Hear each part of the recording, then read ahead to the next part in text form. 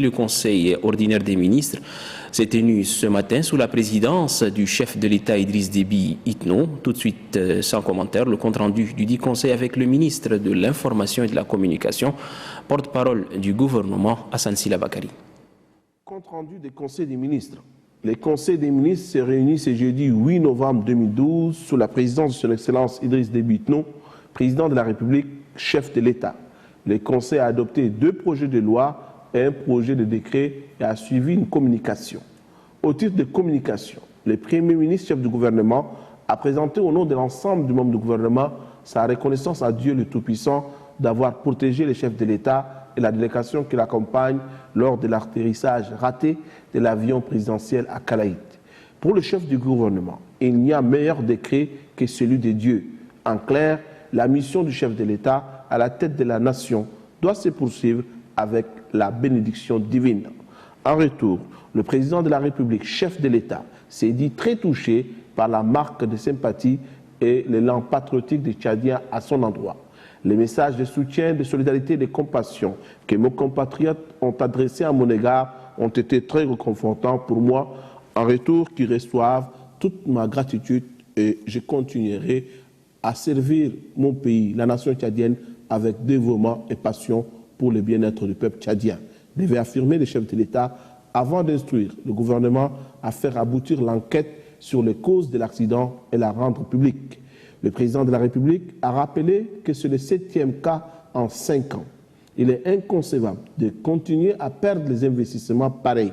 Une structure chargée de contrôle et de vérification doit être mise en place pour constater les causes et corriger les imperfections d'application, de conception ou d'erreurs humaines, a-t-il conclu.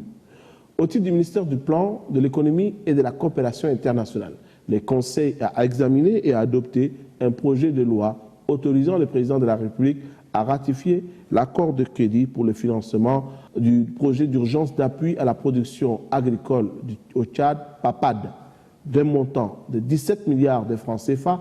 Ce projet vise, entre autres objectifs, l'accroissement de la production agricole, l'émergence des filières porteuses, la gestion des ressources naturelles, la promotion du monde rural, l'amélioration des interventions publiques et le renforcement des infrastructures rurales.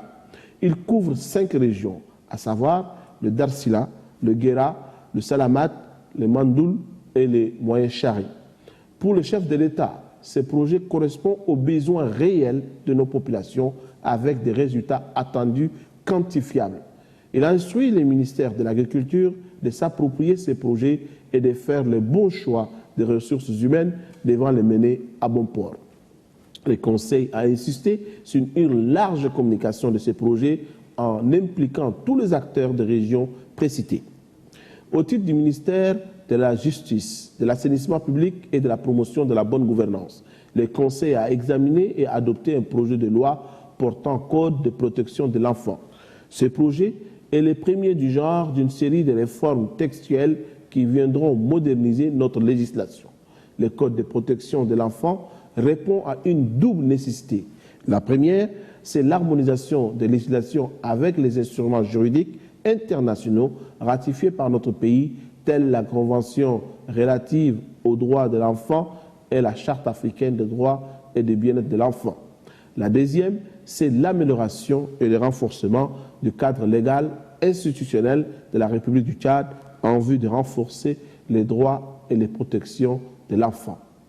Au titre du ministère des Mines et de la Géologie, le Conseil a examiné et rejeté un projet de loi portant création d'un Fonds national de développement minier et géologique FONDEMIC.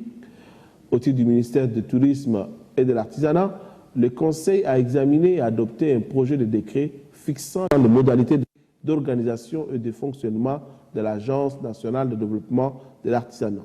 Ce projet de décret vient compléter les dispositions de la loi 15 du 15 juin 2012, dont la mission est de développer, de promouvoir et de professionnaliser les activités artisanales au Tchad. Commencé à 10h, le Conseil a pris fin à 11h15. C'était là le ministre de l'Information et de la Communication, Hassan Sila Bakari, qui